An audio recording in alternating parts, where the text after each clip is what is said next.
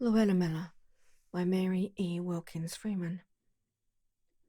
Close to the village street stood the one-story house in which Luella Miller, who had an evil name in the village, had dwelt. She had been dead for years, yet there were those in the village who, in spite of the clearer light which comes on a vantage point from a long past danger, half believed in the tale which they had heard from their childhood. In their hearts, although they scarcely would have owned it, was a survival of the wild horror and frenzied fear of their ancestors who had dwelt in the same age with Luella Miller. Young people even would stare with a shudder at the old house as they passed, and children never played around it, as was their wont around an untenanted building. Not a window in the old Miller house was broken. The panes reflected the morning sunlight in patches of emerald and blue, and the latch of the sagging front door was never lifted, although no bolt secured it. Since Luella Miller had been carried out of it, this house had had no tenant except one friendless old soul who had no choice between that and the far-off shelter of the open sky. This older woman, who had survived her kindred and friends, lived in the house 1 week. Then one morning no smoke came out of the chimney, and a body of neighbours, a score throng, entered and found her dead in her bed. There were dark whispers as to the cause of her death, and there were those who testified to an expression of fear so exalted that it showed forth the state of the departing soul upon the dead face. The old woman had been hale and hearty when she entered the house, and in 7 days she was dead. It seemed that she had fallen victim to some uncanny power. The minister talked in the pulpit with covert severity against the sin of superstition. Still the belief prevailed. Not a soul in the village but would have chosen the almshouse rather than that dwelling. No vagrant, if he heard the tale, would seek shelter beneath that old roof, unhallowed by nearly half a century of superstitious fear. There was only one person in the village who had actually known Luella Miller. That person was a woman well over 80, but a marvel of vitality and unextinct youth. Straight as an arrow with the spring of one recently let loose from the bow of life, she moved about the streets, and she always went to church, rain or shine. She'd never married and had lived alone for years in a house across the road from Luella Miller's.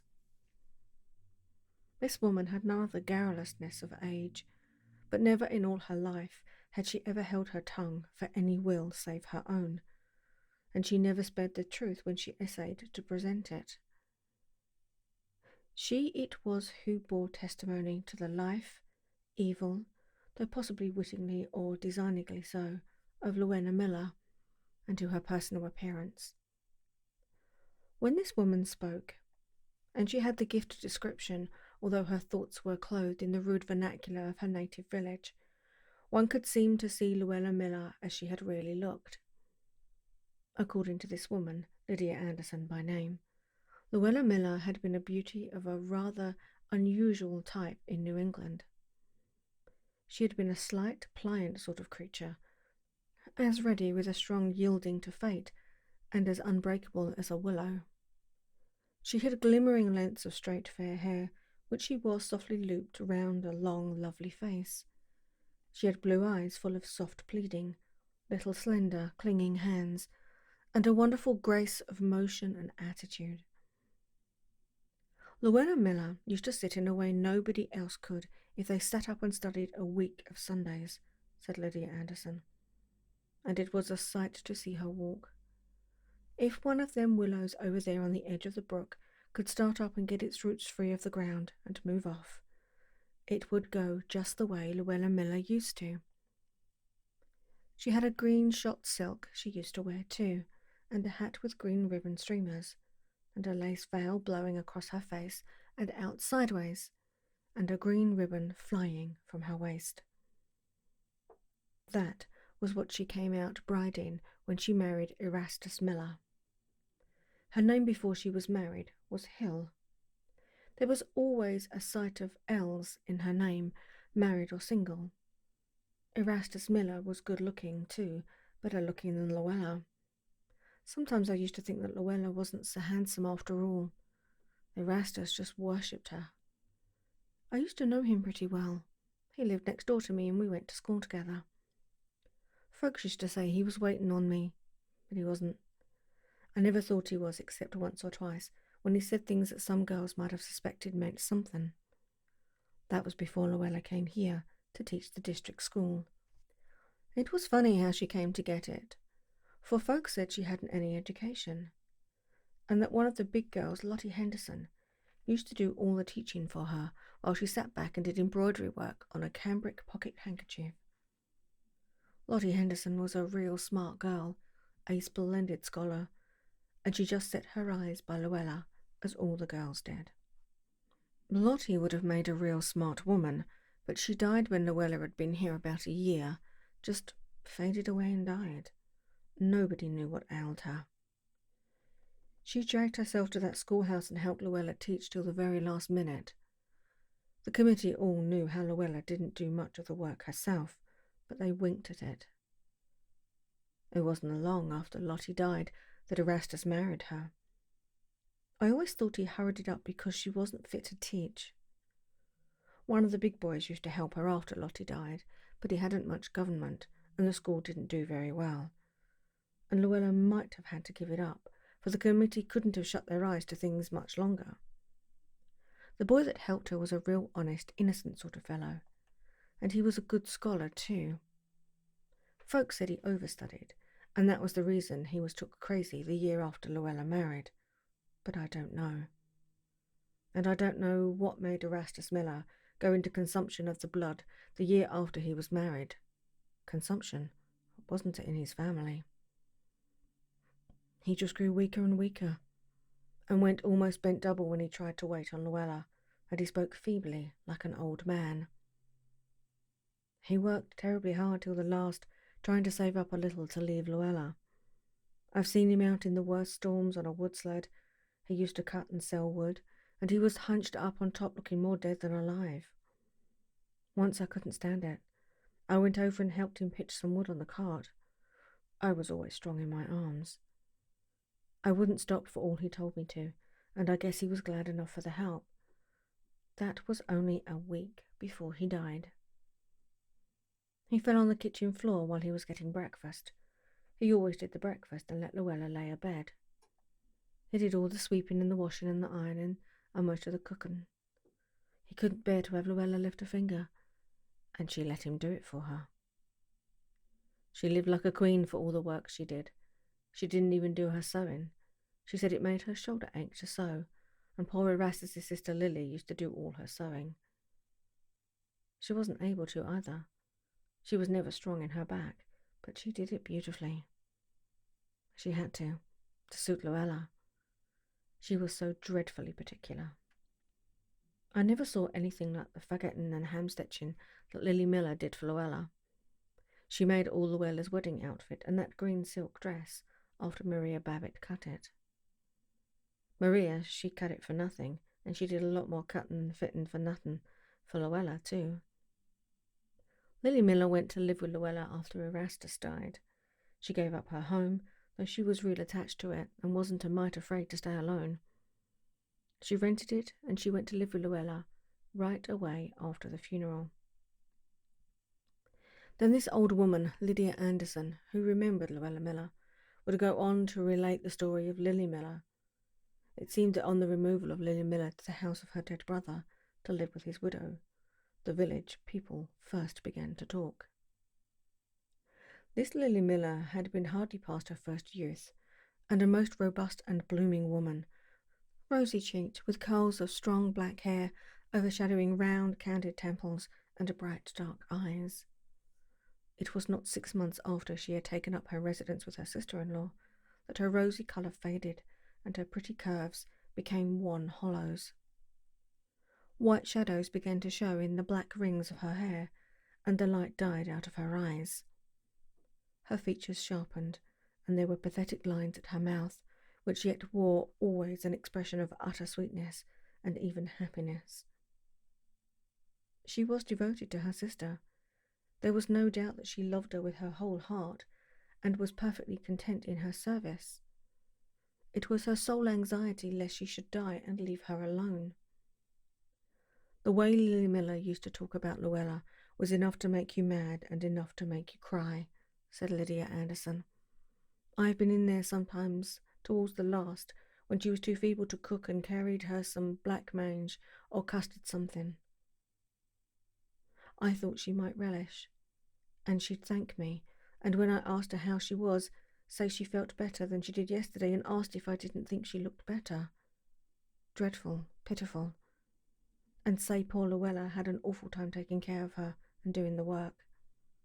She wasn't strong enough to do anything, when all the time Luella wasn't a lifting her finger, and poor Lily didn't get any care except what the neighbours gave her. And Luella eat up everything that was carried in for Lily. I had it real straight that she did. Luella used to just sit and cry and do nothing.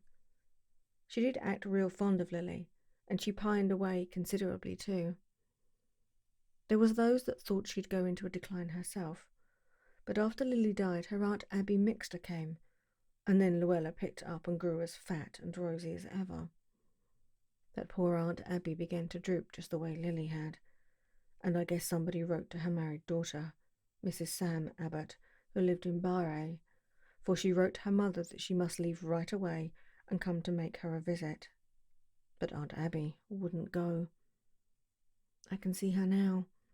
She was a real good-looking woman, tall and large, with a big square face and a high forehead that looked of itself kind of benevolent and good.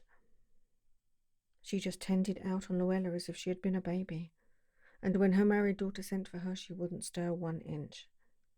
She'd always thought a lot of her daughter too, but she said Luella needed her, and her married daughter didn't. Her daughter kept writing, and it didn't do any good. Finally she came, and when she saw how bad her mother looked, she broke down and cried, and all but went on her knees to have her come away. She spoke her mind out to Luella too. She told her that she'd killed her husband and everybody that had anything to do with her, and she'd thank her to leave her mother alone. Luella went into hysterics, and Aunt Abby was so frightened that she called me after her daughter went. Mrs. Sam Abbott, she went away fairly crying out loud in the buggy. The neighbours heard her, and well she might, for she never saw her mother again alive. I went in that night when Aunt Abby called for me, standing in the door with her little green checked shawl over her head. I can see her now. "Do come over here, Miss Anderson," she sung out, kind of gasping for breath. I didn't stop for anything. I put over as fast as I could, and when I got there was Luella laughing and crying all together, and Aunt Abby trying to hush her, and all the time she herself was white as a sheet and shaking, so she could hardly stand. "For the land's sakes, Mrs. Mixter," said I, "you look worse than she does. You ain't fit to be up out of your bed." "Oh, there ain't anything the matter with me," says she. Then she went on talking to Luella. There, don't, poor little lamb," says she. "Aunt Abby is here. She ain't going away and leave you. Don't, poor little lamb." "Do leave her with me, Mrs. Mixter, and you come back to bed," says I, for Aunt Abby had been laying down considerable lately, though somehow she contrived to do the work. "I'm well enough," says she. "Don't you think she had better have the doctor, Miss Anderson?" "The doctor?" says I. "I think you had better have the doctor. I think you need him much worse than some folks I could mention," and I looked right straight at Luella Miller, laughing and crying and going on as if she was the centre of all creation. All the time she was acting so. Seemed as if she was too sick to sense anything. She was keeping a sharp lookout as to how we took it out of the corner of one eye. I see her. You could never cheat me about Luella Miller. Finally I got real mad, and I run home and got a bottle of valerian I had, and I poured some boiling water on a cupful of catnip, and I mixed up that catnip tea with most half a wineglass of valerian, and I went with it over to Luella's. I marched right up to Luella, holding out that cup, all smoking. "Now," says I, "Luella Miller, you swallow this." What is it? Oh, what is it? She sort of screeched out. Then she goes off a-laughing enough to kill.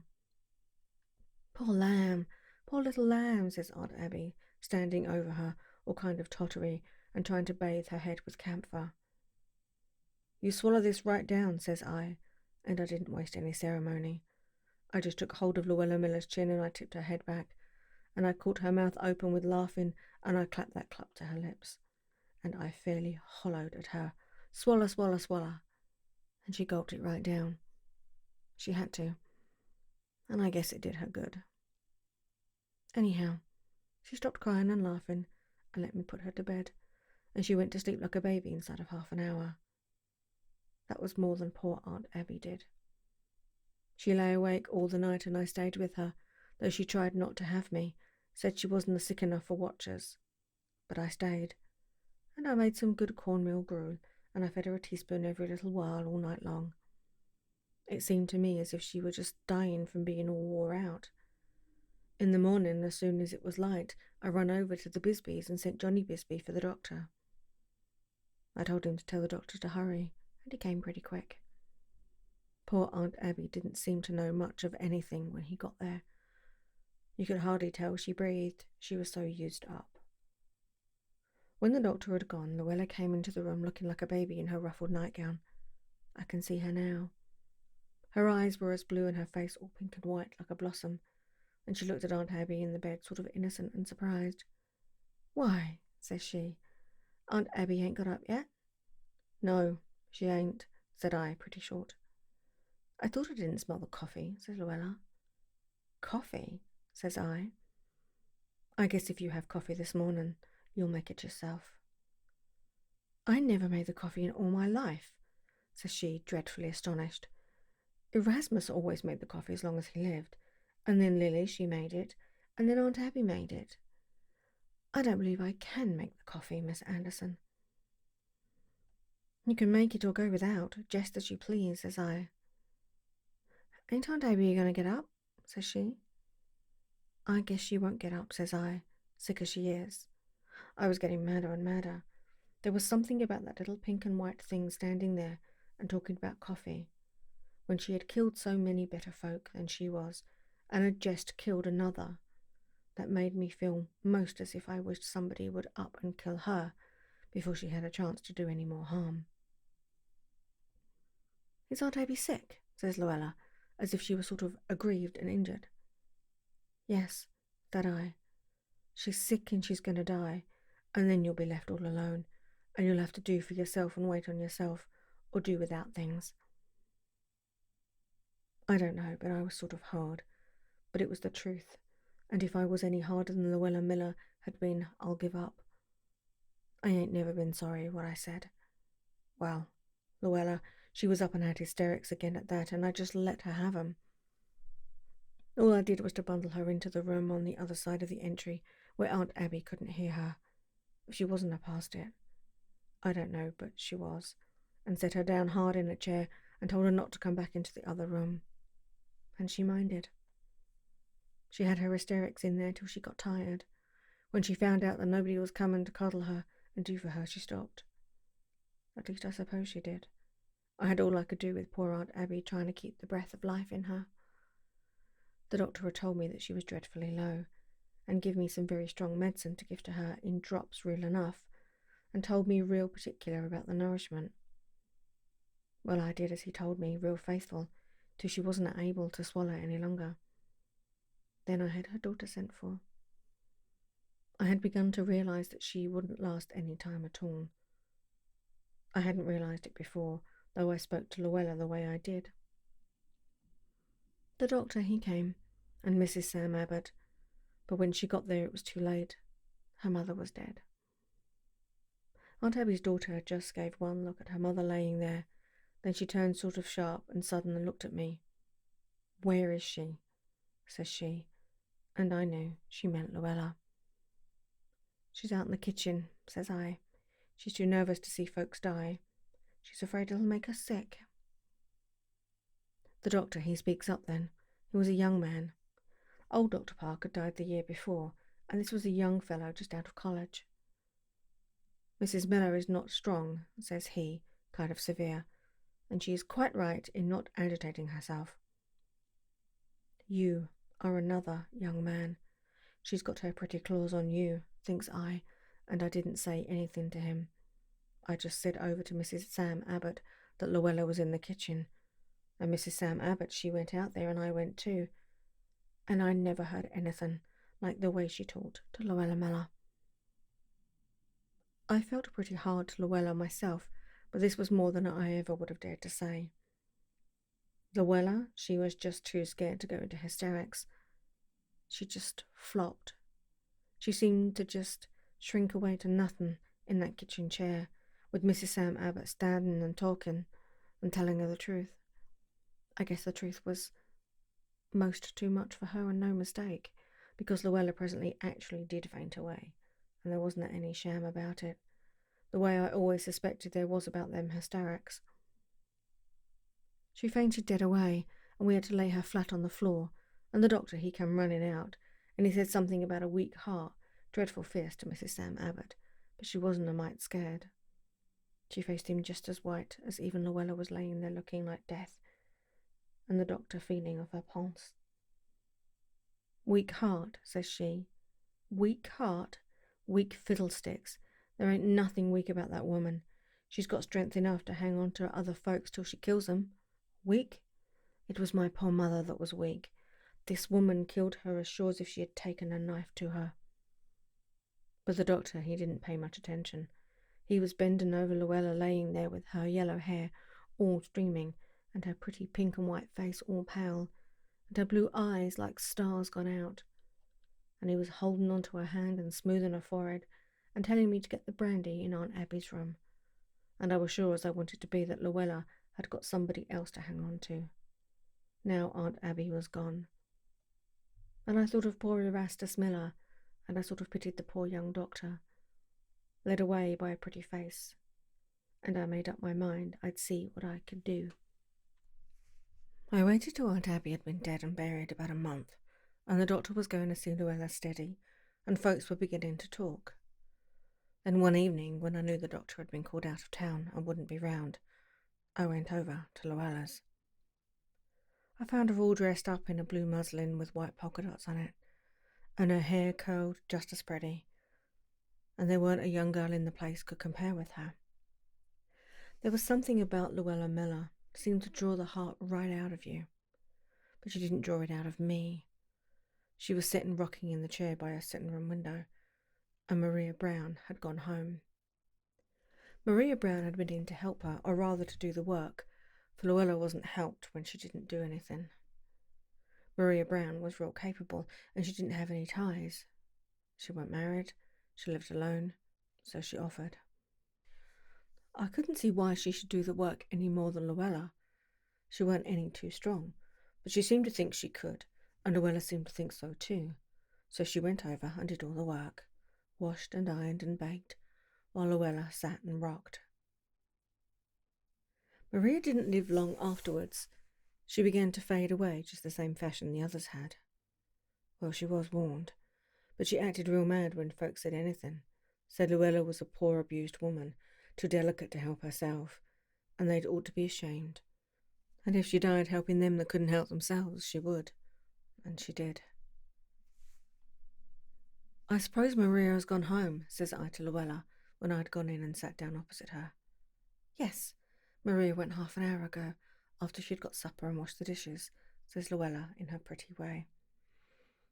I suppose she has got a lot of work to do in her own house tonight, says I, kind of bitter. But that was all thrown away on Luella Miller. It seemed to her right that other folks that weren't any better able than she was herself should wait on her, and she couldn't get it through her head that anybody should think it weren't right. Yes, said Luella, real sweet and pretty. Yes, she said she had to do her own washing tonight. She has let it go for a fortnight, along of coming over here. Why don't she stay home and do her washing instead of coming over here and doing your work, when you are just as well able, and enough sight more so than she is to do it, says I. Then Luella, she looked at me like a baby who has a rattle shook at it, She sort of laughed as innocent, if you please. "Oh, I can't do the work myself, Miss Anderson," said she. "I never did. Maria has to do it." Then I spoke out. "Has to do it?" says I. "Has to do it. She don't have to do it either. Maria Brown has her own home and enough to live on. She ain't beholden to you to come over here and slave for you and kill herself." Luella, she just sat and stared at me for all the world, like a doll baby that was so abused that it was coming to life. "Yes," says I, "she's killing herself. She's going to die just the way Erastus did, and Lily and your Aunt Abby. You're killing her just as you did them. I don't know what there is about you, but you seem to bring a curse," says I. "You kill everybody that is fool enough to care anything about you and do for you." She stared at me, and she was pretty pale. "And Maria ain't the only one you're going to kill," says I. "You're going to kill Dr. Malcolm before you're done with him." Then a red colour came flaming all over her face. "I ain't going to kill him either," says she, and she began to cry. "Yes, you be," says I. Then I spoke as I had never spoken before. You see, I felt it on account of Erastus. I told her that she hadn't any business to think of another man after she'd been married to one that had died for her, that she was a dreadful woman, and she was. That's true enough. But sometimes I've wondered lately if she knew it, if she wasn't like a baby with scissors in its hands cutting everybody without knowing what it was doing. Luella, she kept getting paler and paler, and she never took her eyes off my face. There was something awful about the way she looked at me and never spoke one word. After a while I quit talking and I went home. I watched that night, but her lamp went out before 9 o'clock, and when Dr. Malcolm came driving past and sort of slowed up, he said there weren't any light, and he drove along. I saw her sort of shy out of meeting the next Sunday too, so he shouldn't go home with her, and I began to think maybe she did have some conscience after all. It was only a week after that Maria Brown died. Sort of sudden at the last, though everybody had seen it was coming. Well then, there was a good deal of feeling and pretty dark whispers. Folks said the days of witchcraft would come again, and they were pretty shy of Luella. She acted sort of offish to the doctor, and he didn't go there, and there wasn't anyone to do anything for her. I don't know how she did get along. I wouldn't go in there and offer to help her.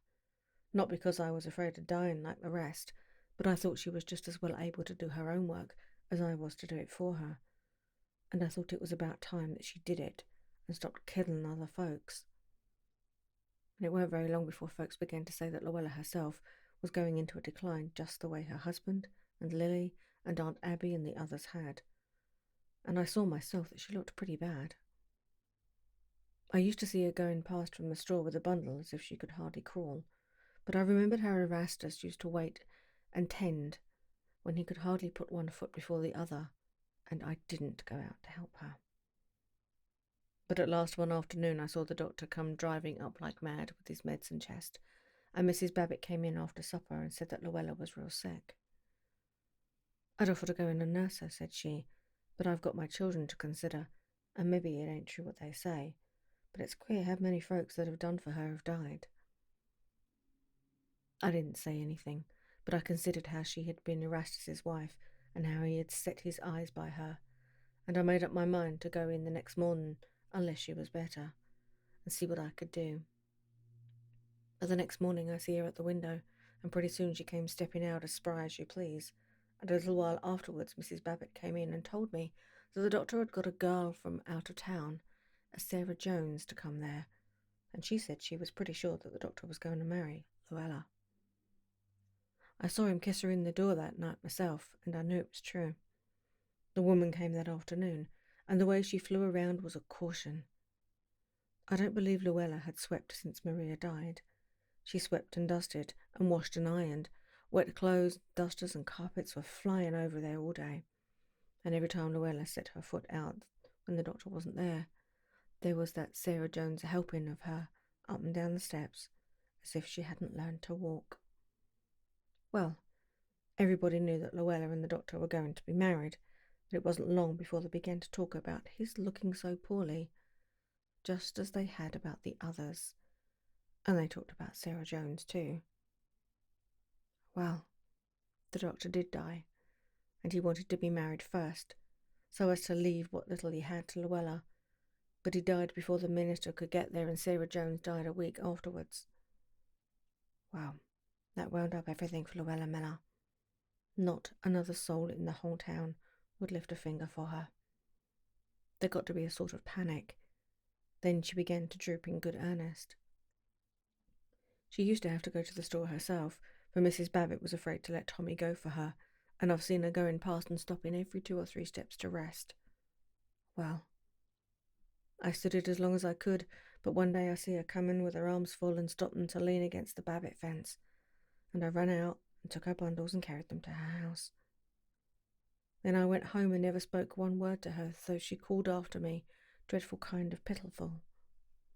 Well, that night I was taken sick with a chill, and I was sick as I wanted to be for 2 weeks. Mrs. Babbitt had seen me run out to help Luella, and she came in and told me I was going to die on account of it. I didn't know whether I was or not, but I considered I had done right by Erastus's wife. That last 2 weeks, Luella, she had a dreadful hard time, I guess. She was pretty sick, and as near as I could make out, nobody dared go near her. I don't know as she was really needing anything very much, but there was enough to eat in her house, and it was warm weather, and she made out to cook a little flour gruel every day. I know, but I guess she had a hard time. She that had been so petted and done for all her life. When I got so I could go out, I went over there one morning. Mrs. Babbitt had just come in to say she hadn't seen any smoke, and she didn't know, but it was somebody's duty to go in. But she couldn't help thinking of her children. I got right up, though I hadn't been out of the house for 2 weeks, and I went in there. And Luella, she was lying on the bed, and she was dying. She lasted all that day and into the night, but I sat there after the new doctor had gone away. Nobody else dared to go there. It was about midnight after I left her for a minute to run home and get some medicine I'd been taking, for I begun to feel rather bad. It was a full moon that night, and just as I started out of my door to cross the street, back to Luella's, I stopped short, for I saw something. Lydia Anderson, at this juncture, always said with a certain defiance that she did not expect to be believed, and then proceeded in a hushed voice. I saw what I saw, and I know what I saw, and I will swear on my deathbed that I saw it. I saw Luella Miller, and Erastus Miller, and Lily, and Aunt Abby, and Maria, and the doctor, and Sarah all going out her door, and all but Luella shone white in the moonlight, and they were all helping her along till she seemed to fairly fly in the midst of them. Then it all disappeared. I stood a minute with my heart pounding, then I went over there. I thought of going to Mrs. Babbitt, but I thought she'd be afraid, so I went alone, though I knew what had happened. Luella was laying real peaceful, dead on her bed. This was the story that the old woman Lydia Anderson told, but the sequel was told by the people who survived her, and this is the tale which has become folklore in the village. Lydia Anderson died when she was 87. She had continued wonderfully hale and hearty for one of her years until about 2 weeks before her death. One bright moonlight evening she was sitting beside a window in her parlour when she made a sudden exclamation, and was out of the house and across the street before the neighbour who was taking care of her could stop her. She followed as fast as possible and found Lydia Anderson, stretched on the ground before the door of Luella Miller's deserted house, and she was quite dead. The next night there was a red gleam of fire athwart the moonlight, and the old house of Luella Miller was burned to the ground. Nothing is now left of it except a few old cellar stones and a lilac bush, and in summer a helpless trail of morning glories among the weeds, which might be considered emblematic of Luella herself.